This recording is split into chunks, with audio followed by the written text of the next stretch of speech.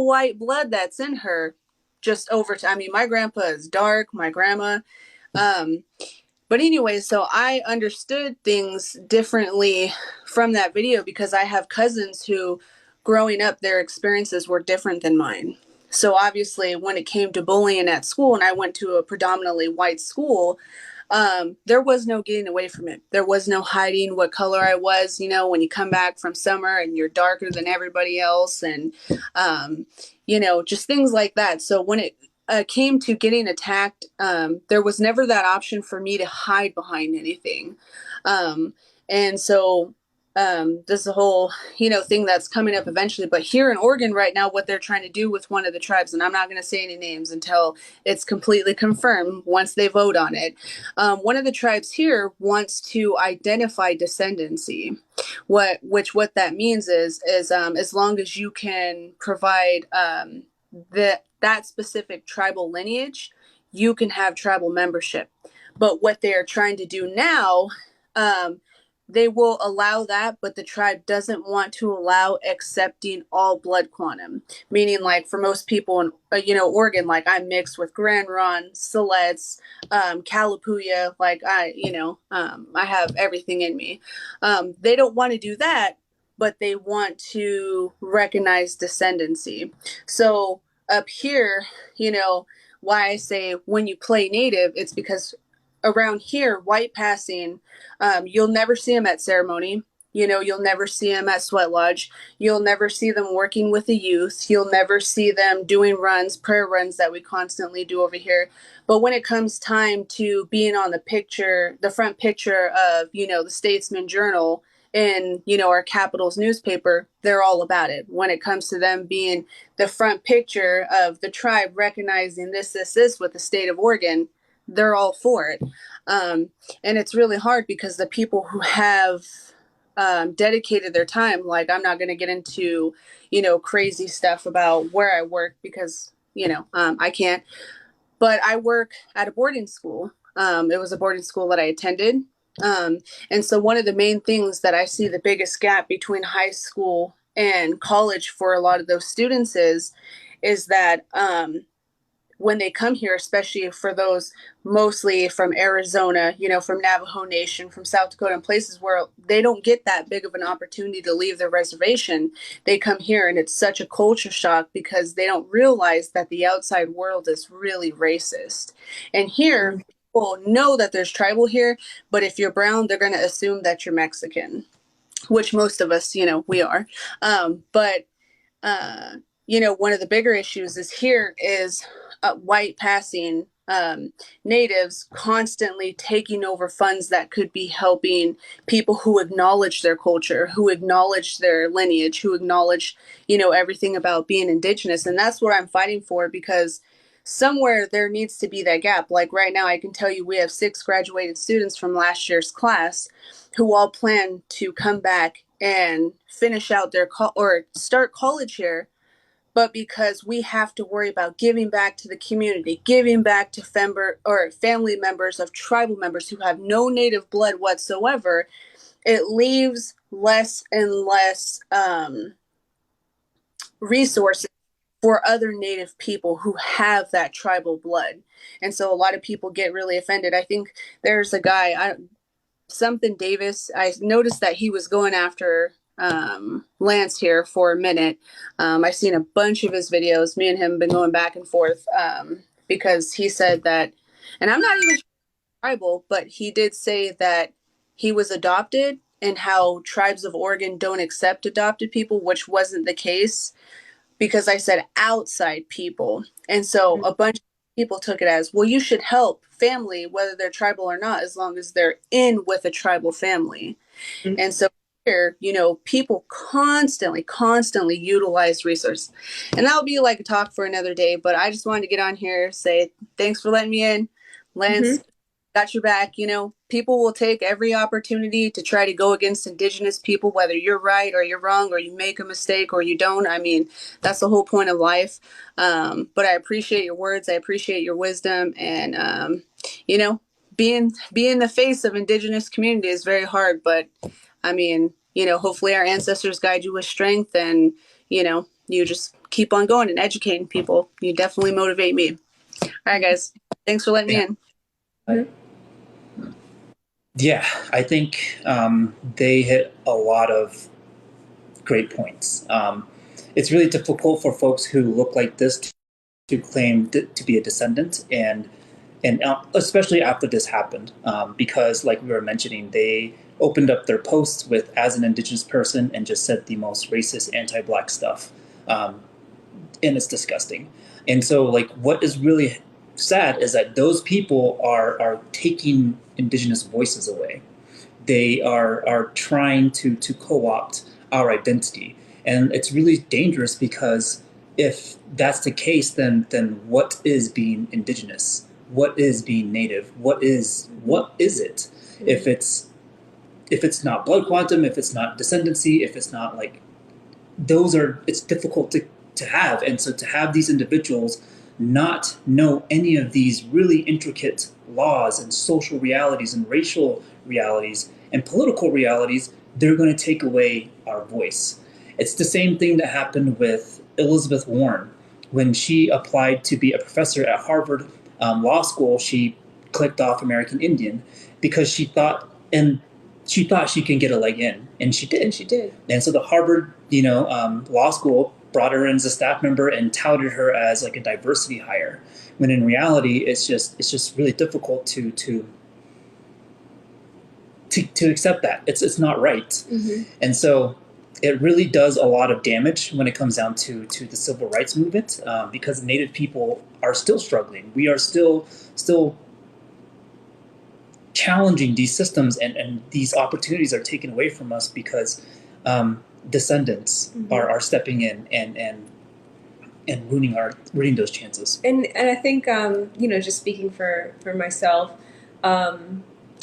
there are a lot of people who brought their personal stories into this situation, and I see them, I acknowledge them.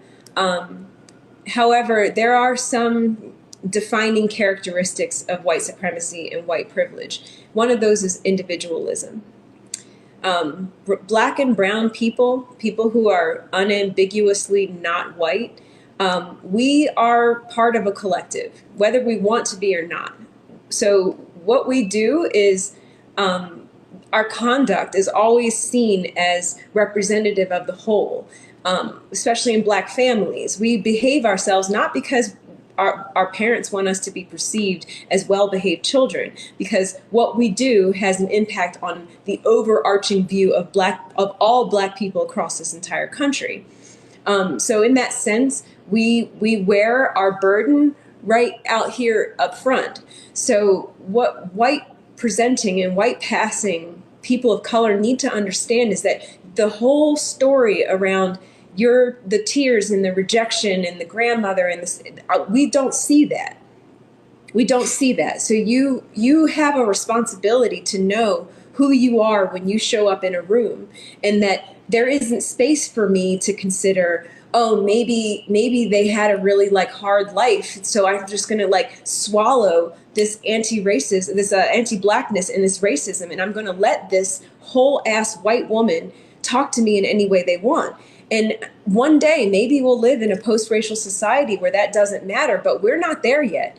And when a Black woman or a Chicana woman or a Maori woman comes to me and says, you fucked up. Let me tell you all the things that are wrong. I have a different feeling. It's not violence. It's a call in, not a call out. And I know that it's hard to separate your life experience from who you are in the world, and you want everyone to know that you suffered. But like Lex said in the beginning, your suffering has not been because of your skin color in the broad sense that it has with mine. Exactly. And we don't have the privilege of individualism. Really quickly, I would like to do a thought experiment, right? So let's imagine we are in the 1800s and we are standing about 50 yards away from the US cavalry. But before they decide to attack, they tell people that if you come over to our side and put this uniform on, you will survive, your children will survive, grandchildren, and you will get all the benefits of what will become America. Now, are you going to walk over there and get accepted by them? Do you even have that opportunity? Because I don't. She doesn't. So I know where I stand when, in terms of like the greater scheme of things. Like white supremacy is damn near like this example. Now, don't get me wrong. I'm not going to stand there and push people over there to join them. So you look like them. Go over there. Exactly. I'm not doing that. If you identify, then you have the opportunity to go and like take off your regalia, your earrings, whatever, to look like that. If you want to bring it to a modern day context, you get done with a TikTok. You take off your makeup, your land back shirt, and you can walk into Target without anyone noticing. I, on the other hand, this past weekend got told, 4 times, like vocally, someone said, "Hey, you're a Native American." Like, I'm unambiguously Native, and like I don't have that privilege to hide in crowds, and so it's just really difficult to experience that and to feel as if like I'm like like a mystical animal.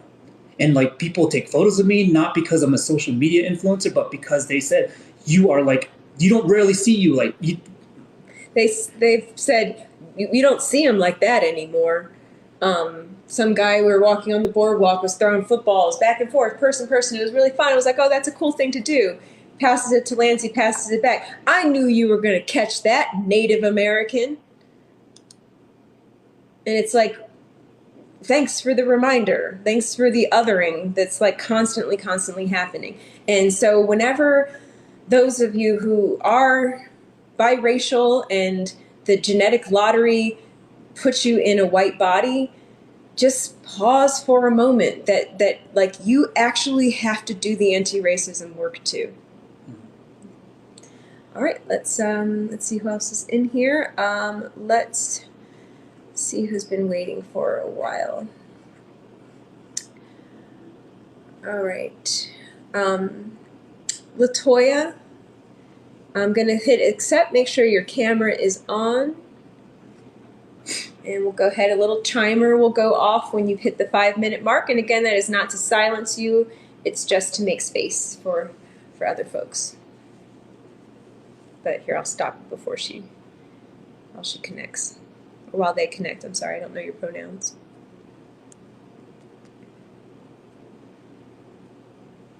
Maybe come back later. Yeah, I'm going to X this out.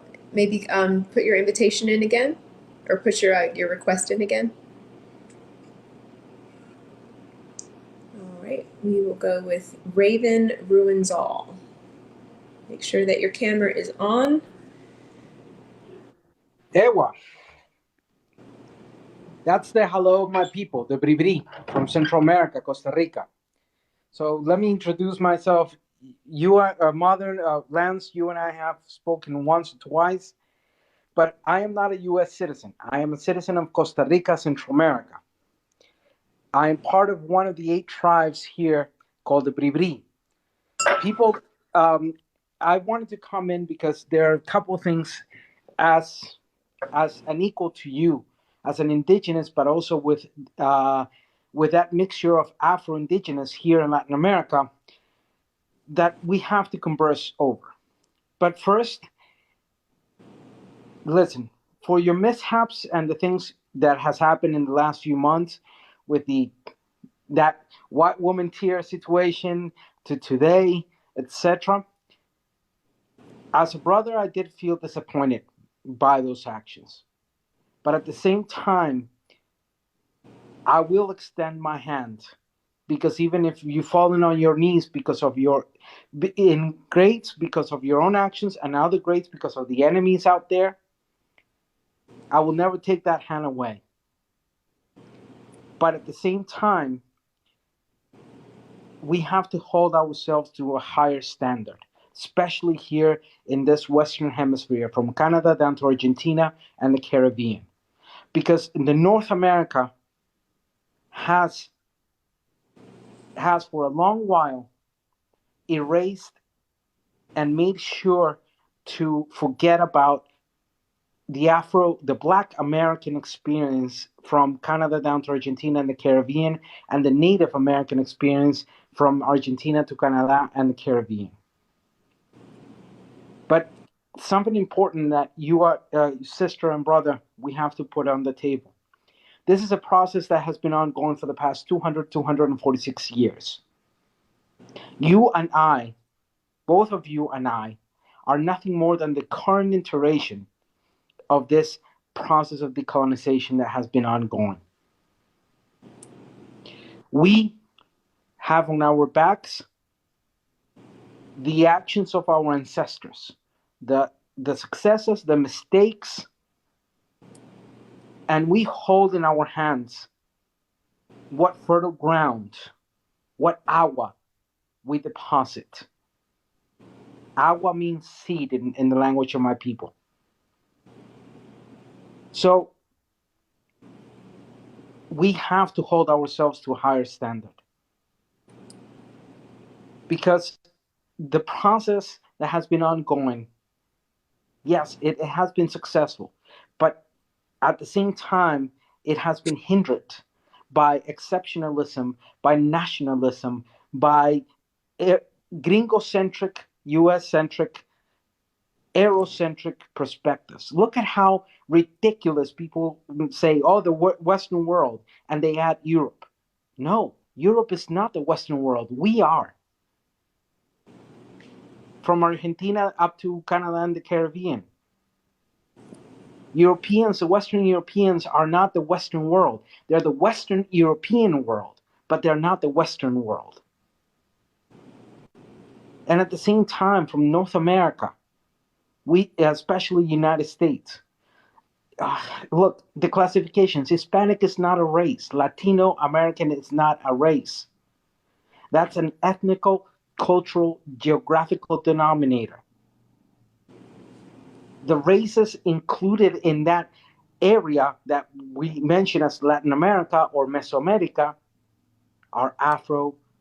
They have, yes, the colonizer blood or European, Western European, as well as Eastern European. Then you have mixtures of Asian and Afro descendancy. So we have to hold ourselves to a higher standard, because we carry in the backs the successes, the mistakes, and everything in between of all those that came before us. And not only in the last 200 and 246 years, but in the last 600 years of darkness.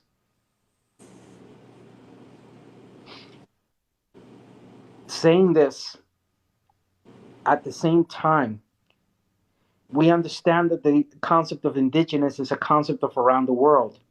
Pero juntos pero no revueltos. United but not mixed. In what way? I can't speak for Pacific Islanders. I cannot speak for the Maori experience or any other Pacific Islanders. I cannot speak for the Africans. I cannot speak for the Asians. And I cannot speak for the European natives. That's not my place. My place is I'm a son of the corn. I am son of the bean. I am son of the cacao. I am part of the Nicoya kingdom, which people forget. Everybody talks about the Aztecs and the Mayans, but they forget that there was another kingdom outside that, the Nicoya kingdom. The Newok Yoala. And they forget about the Mapuches, the Guaranis, and so many others in the south. They forget about the Taínos, the Calinangos. There's over 1,126 tribes of indigenous that we survived the 600 years of darkness. Thank you for invoking their names. I will always invoke their names, and I'm just invoking a few, but there's 1,126. And the other concept, we in Latin America, we don't have the system that you have in the United States. We are not recognized. We fought for that recognition. Pablo Pespere, Galvarino, amongst many others. Our freedom of today, the independences of Latin America, North, Central, South, and Caribbean, is constructed in the blood of colonizers. People don't realize that in the War of Independence, 25,000 British died, were killed. And you know what? It may sound horrible, but I never forget that we had to build our freedoms in the blood of the colonizers. And we never have to let them forget that. El machete no es solo para cortar caña, es también para cortar cabeza. The machete is not only to cut sugarcane, it's also to cut head. And at the same time, to the indigenous of other regions of the world, we're with you. You're with us, but you're not us, and we're not you. We respect that because we understand the importance of your own identities, of your own geographical livelihoods, and that the processes that you have lived to decolonize.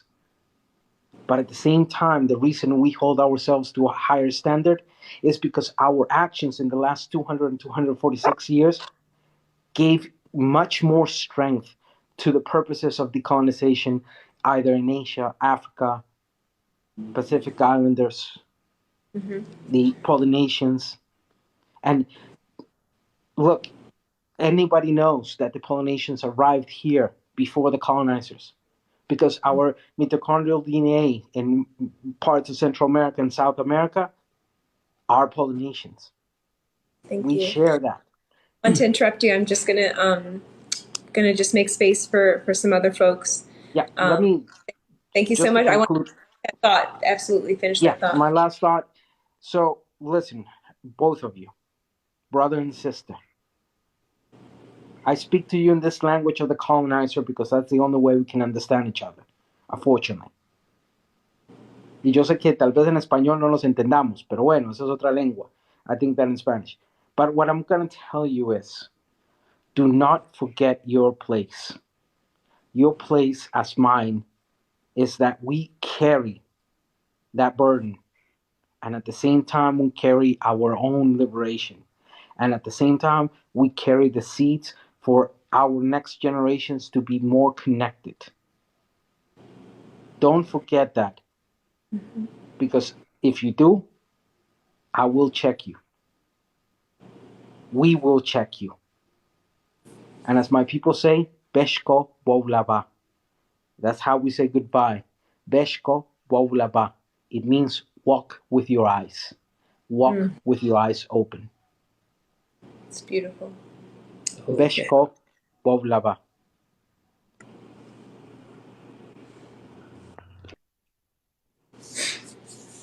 Yeah. Yeah. Hard truths. I like that. Together but not mixed. Yeah. I like we indigenous people all around the world have different experiences and different systems that they need to navigate.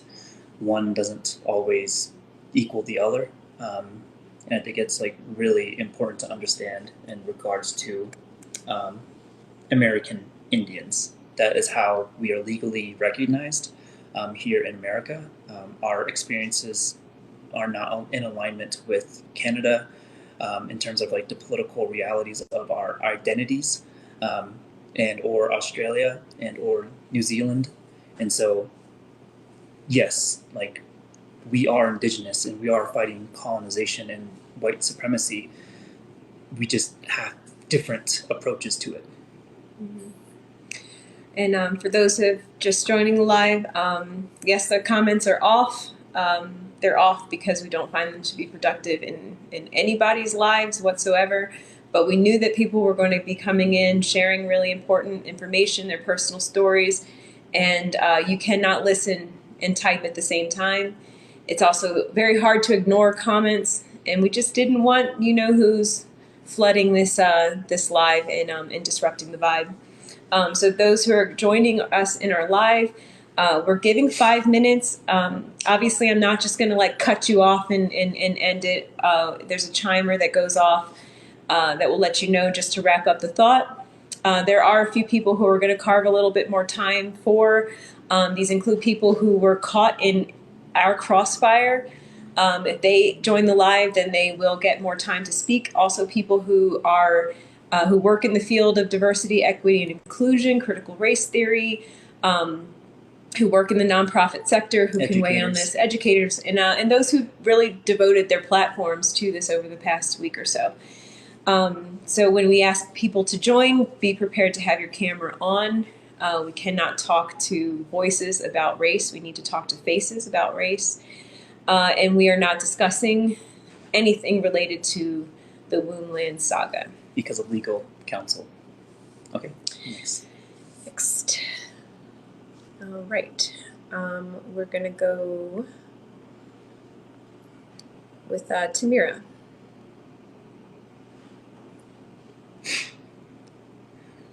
Tamira, I'm going to go ahead and set the timer for 7. Hey. Hey. Lance, I just want you to know that when I saw that first Hey Colonizer, I said, hey, there he is. There's the guy I've been waiting on. Because I feel like there just wasn't enough indigenous representation in the United States. So, and when I saw you, I was like, he's the one. And I know that, some people may not want you, but you're the person that they need. You're the person that they need. It takes a lot to unlearn white supremacy and a colonial mindset. It takes a lot to unlearn that. When you first put out that video that said, I don't move out of the way of white people on the sidewalk, that made me rethink to myself, do I do that? Am I doing that subconsciously, making room for them, making space for them, and not even realizing that I'm doing that? And so I put it to the test, and lo and behold, I was doing that. I was shrinking myself and making myself smaller to let them be bigger and be a first-class citizen, and I'm in a second-class status. So you're here to make people think, and they're not going to like it. I want to see you succeed. I want you to get back to work. I looked at your work, what you were doing, helping your elders get to voting stations during the election. I watched all that footage just to know who you were. And I want you to get back to work. And I was even thinking, like, when people were offended by the statement, when I saw the video, I wasn't offended. I thought it was vague and didn't have enough nuance that people could be offended, but I wasn't offended. My children are biracial, but I'm not raising tragic mulattoes here. I'm raised. When they come into a Black space, they know that they belong. They are educated on Black history, not the ghetto and poverty. Black history. They can tell you the name of Africa, Alkebulan. They can tell you. I teach them the names of things before the colonizers colonized it. That's what I teach. That's what I want them to connect to, not, rap music. Well, I like rap music, but the ghetto and all that stereotypical crap, that is not Blackness to me. That is something that was created and shoved down our throats. And that can't be my future or my kids' future. And also I was, the video we said some person was 1/16 white. I was thinking, isn't that when Pocahontas's lineage were considered white and they got told that they had honorary white status? So you can tell that was just something that was created and given. There's no such thing as whiteness. Like my children, I do not call them white. I call them, they're Black German Americans. My husband's family has, all his records where they signed in on Ellis Island from Germany. So I do not call my children white because I don't want them to be associated with that mindset and being a colonizer. I've met plenty of biracial people who are colonizers. They're colonizers, and some in my husband's family. They are, they reject anything black. They don't want to learn about anything black history. They want to remain ignorant. So I got what you meant when people are saying, well, I'm 1/16th Native, you're a colonizer. Because these people, they don't know about the missing and they don't know about MMIV. They don't try to stop, the the graping of our land by poisoning our water systems. They don't do anything other than hang on to that uh, Native American heritage and use it as a guard or to absolve themselves of any accountability whatsoever. And that is just so infuriating when I come across that, because I live in Nebraska and I come across that a lot.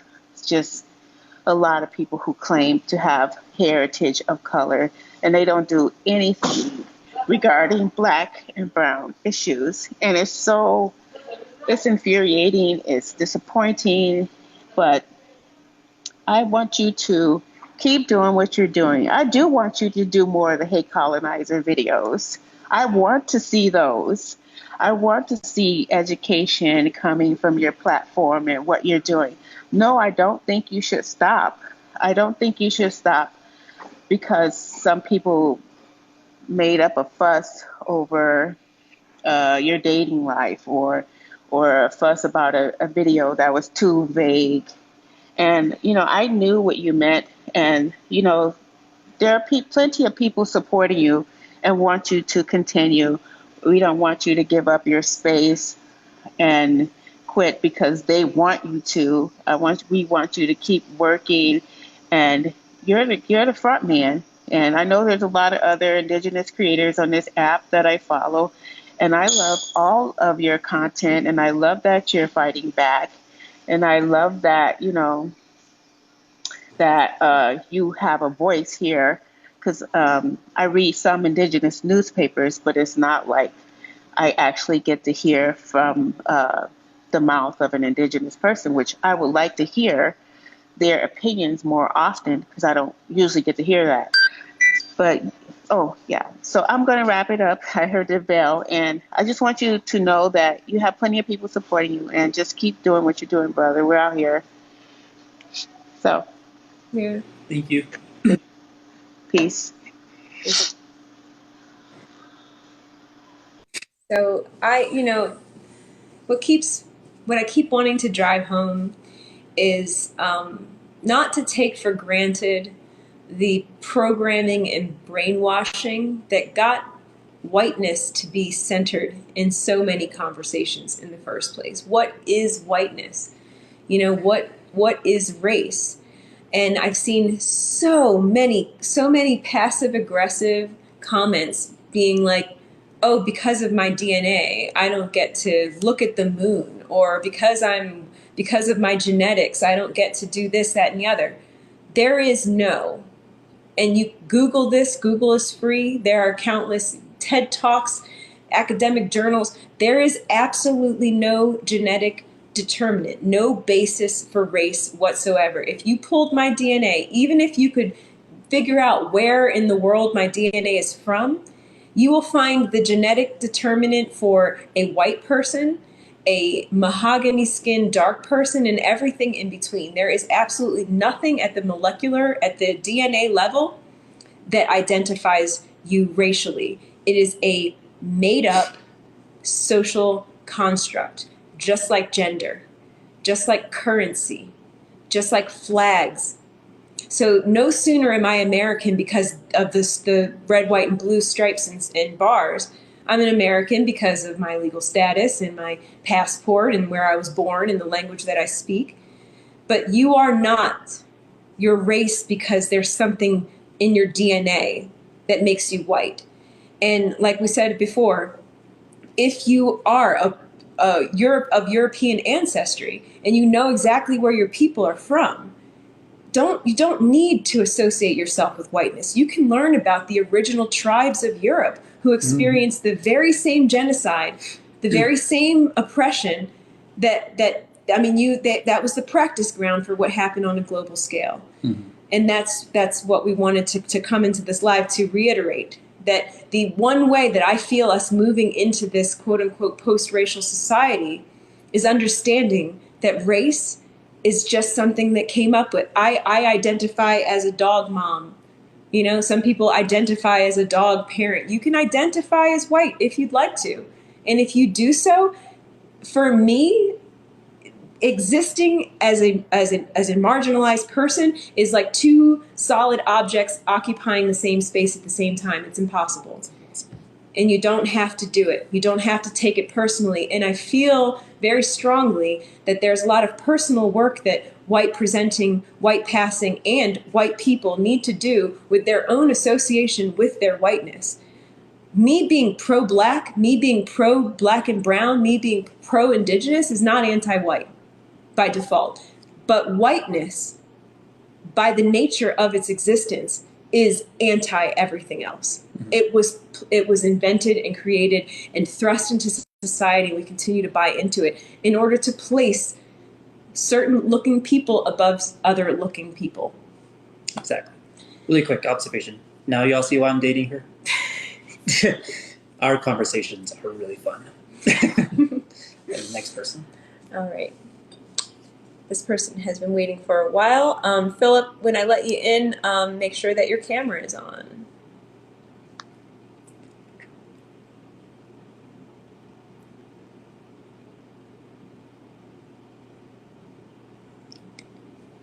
All right, Philip, try again.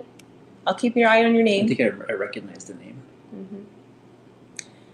There's Dana. I'm gonna see. I'm gonna accept Izzy, because I do have a list of folks that asked ahead of time. Okay. So I'm gonna go ahead and let in Izzy. If you could make sure that camera is on, friend.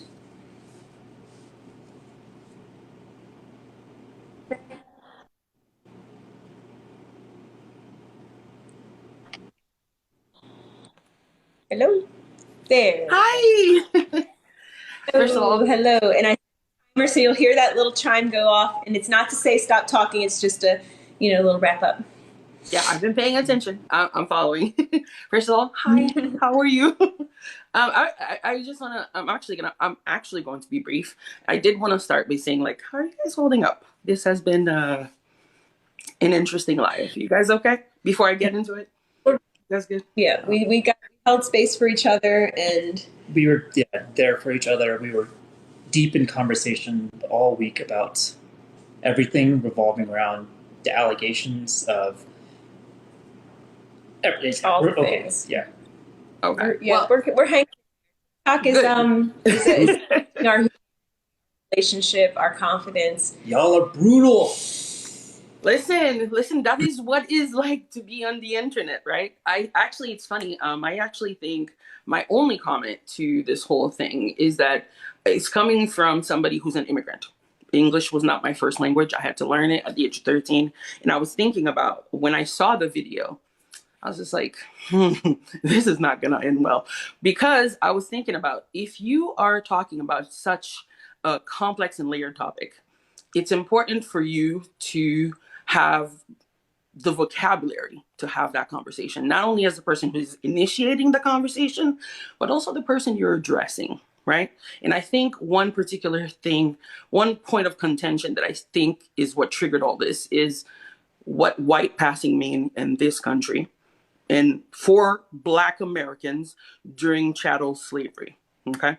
And I think because you have the platform and because you initiated the conversation without taking the necessary steps to make sure everybody was prepared, it would be nice to see a follow-up video talking about what white passing means so that we can actually see what your intentions were when you made the original video? Because I feel like I've gotten lots of videos and responses about what happened, but it's like I don't. And you guys have explained that you did not intend to harm, but the harm was there. And I'm curious about what you guys' intent was when you originally made the video, and if everybody was on the same page as what Pising means, what were you trying to communicate with that video? So that's it. I'm not going to keep you long. I know there's a lot of people. I feel like it's very important. Again, when you have that kind of platform, you have to have the vocab if you're going to have these types of nuanced conversations, because guess what? TikTok is not the place to have nuance. And if you're not going to be, if you already go into it knowing that most of the nuance you're saying is not going to be received, you at least have to give people the vocab. So that's it. That's all I wanted to say. Bye, guys. The air conditioner. Yeah, I'm gonna turn the air conditioner off really quick. Bye. Bye. I'll be right back. I'm just gonna turn the AC off. Yeah, so I can speak for myself, and I would love to say that we had very benevolent and studious and academic intentions behind making that video. I'm not going to lie to you. Like, I was feeling very petty. The trajectory that landed on that video was, I'm a very private person, and I've been very reluctant to do videos together, given all the circumstances and the multitude of assumptions that go around on who I am and how long have I been in the picture, and Lance's blah, blah, blah, blah, blah. So it's been kind of a slow process of being comfortable with sharing our relationship with you. So when we decided to, it was 99 problems and if you think I don't like you think I hate colonizers, wait till you meet my girlfriend. The amount of you picked the bottom of the barrel, you can do better, she's problematic. The amount of you can't you're only with her because aunties don't want you, was just like just a massive slap in the face. And so he followed that up with I'm surprised at the anti-blackness showing up in my comments right now, which then made more. Mm-hmm.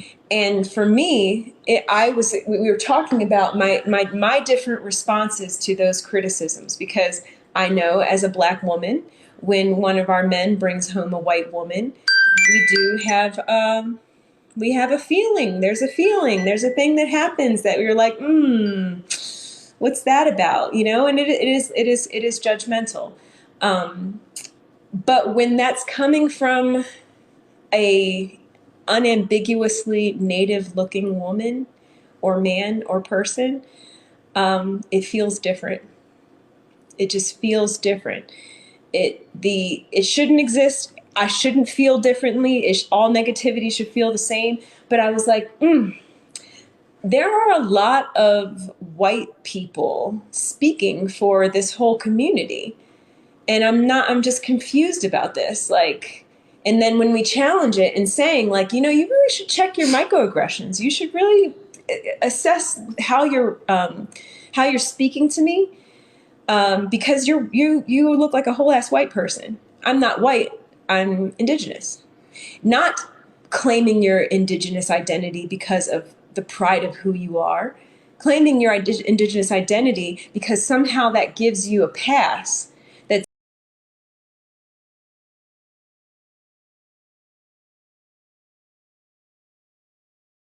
Same thing to me. Mm-hmm.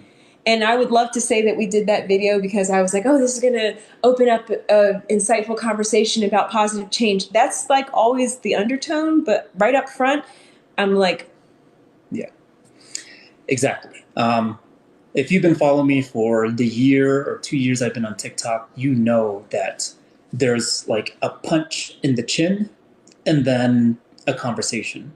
And yeah, I was appalled at what was coming out from those posts that we made together.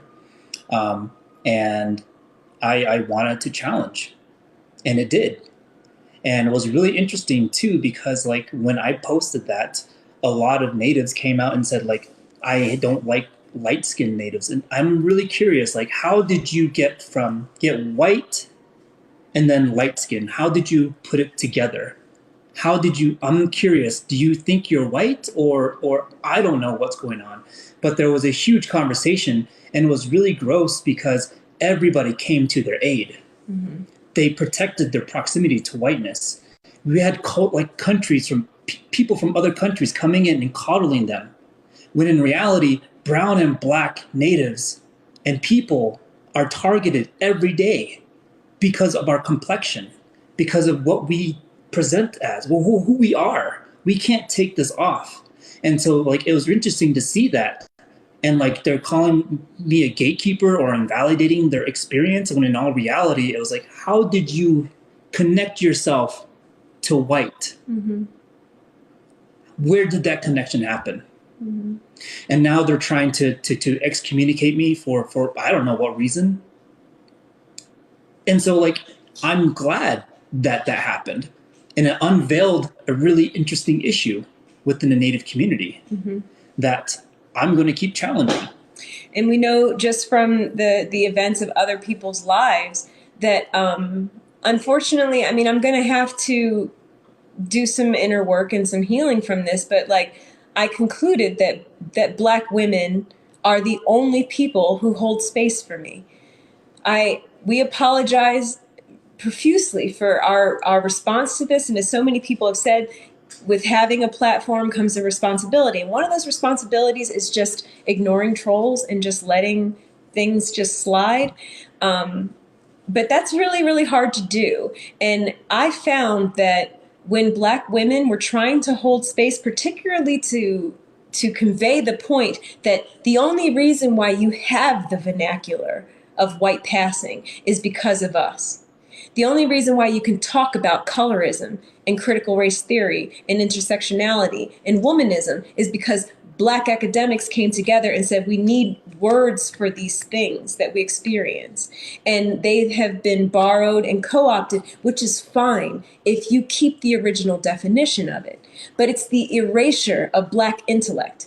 I mean, it's the erasure from me in that video that people say Lance should be responsible for what he said. What did Lance say in that video?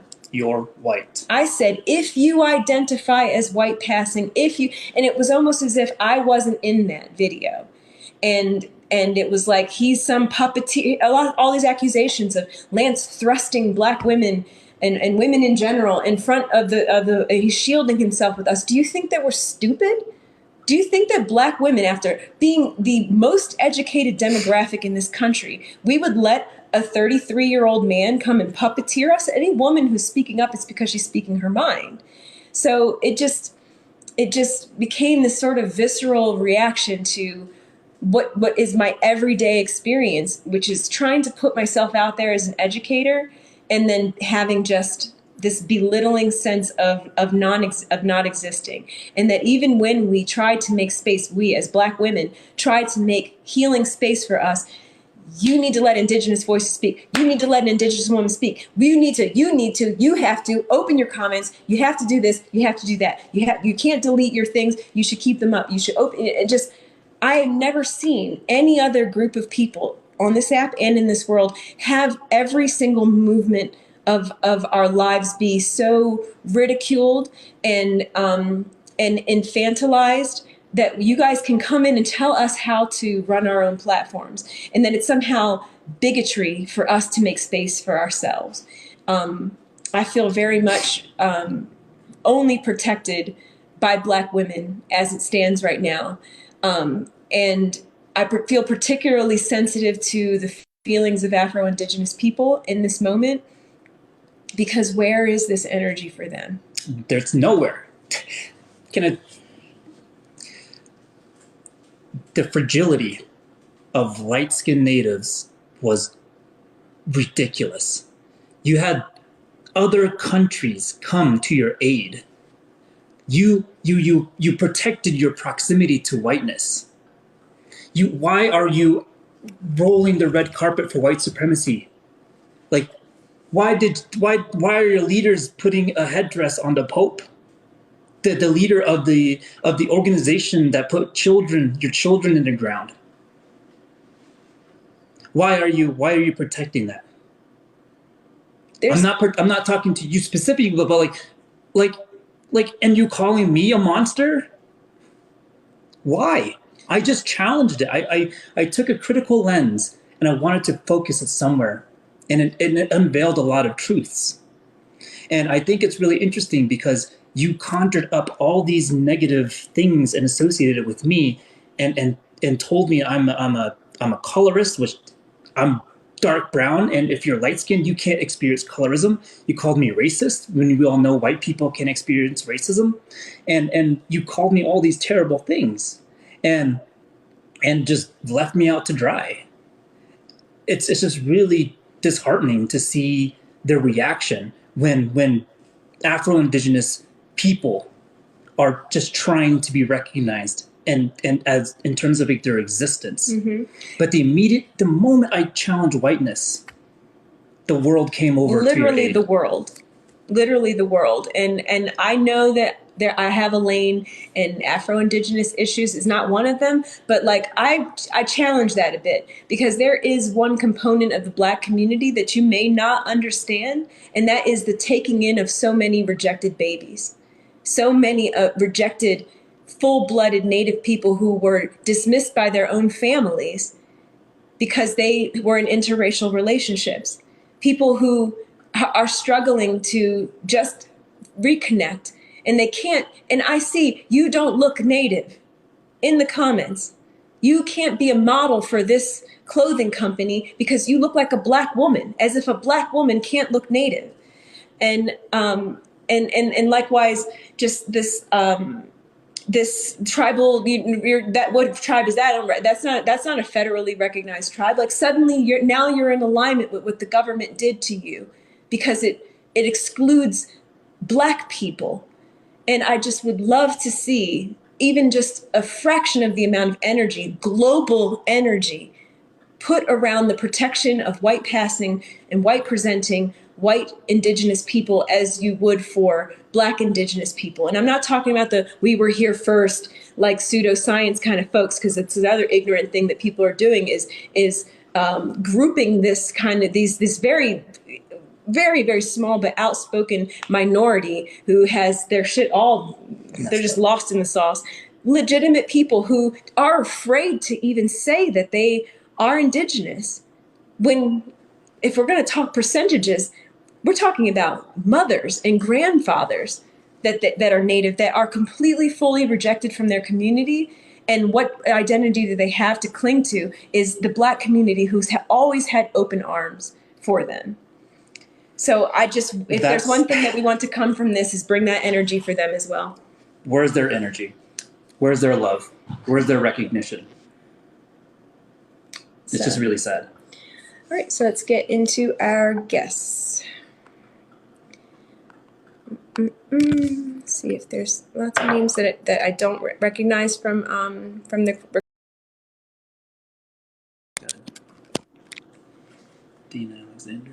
Dana Alexander. So make sure when I accept your request, you have your camera on, and I'll set a timer for 5 minutes, and a little ding will go off when you hit that point. It's not a shut up, it's a wrap up your thought. Oh, Ani. Hi. So I guess I should introduce myself to people who are watching. My name's Denai. I'm an Indigenous content creator here on TikTok. Miss Jones, I haven't met you before.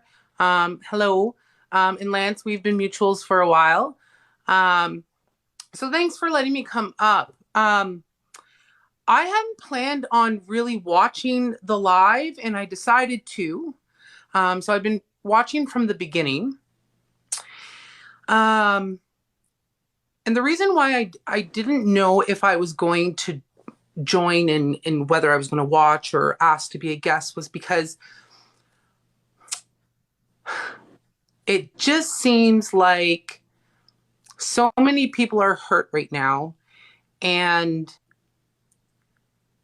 I don't even know where to begin on how to solve things. And I'm all about solutions. That's what I'm about. That's what people know me for. You know, I'm really about getting down to the root of things and then finding some sort of way to move forward. I did notice that the tone of the conversation shifted just before I came up. So I'm trying to shift myself back because what you guys were just talking about and the way that you were talking about it kind of got me a little riled up. And I was like, so I'm just trying to bring myself back to where I was probably about 5 minutes ago. Let's talk about the video that you put up, the one that had so much space that left for people to fill in that space with what they thought. You know, when I saw it, I knew right away in the first view, I was like, Lance is going to get it now. I knew also of the intent, and I think other creators that have come up have said that, is that I knew what yous were getting at. Totally knew. But the reality is that intent, in the end, sometimes doesn't really matter because people's realities is their truth. And the way people perceived and took that is the reality that they live in. And so they hurt. And the reason why they hurt is because they care. Not all, but a lot of them, Lance, a lot of them care for you or, you know, think highly of you. And when we get hurt like that by people who we trust or give part of ourselves to, it's easy for us to lash back hard, right? We all know how to push those buttons with people that we love and care for. And so I wasn't surprised what happened. But I think that, and you touched upon it, you had the opportunity to be able to stop it, for it not to go bigger. And there was some deciding factor that the two of you played in the comment section. And I read all the comments. Like, I went through all of them. I read the comments that yous made, and I can see the firing back. And I was like, okay, well, now he's done. You know, like, he's going to have a hard time coming back from this because he's now engaged in a combative way.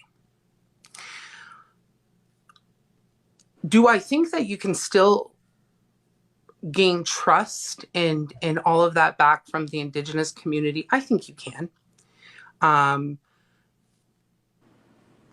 But I don't know how you're going to do that. And that's something that you're going to have to figure out, right, on your own. And by talking to, you know, people that you trust and your elders, and just really trying to figure out and reshape how you're going to come on this app and speak again. As an Indigenous person, you know, we don't see a lot of, sorry, I'll wrap up my last thought. As an Indigenous person, we don't see a lot of other Indigenous people have huge platforms, you know, see them in the news. We don't see that all the time.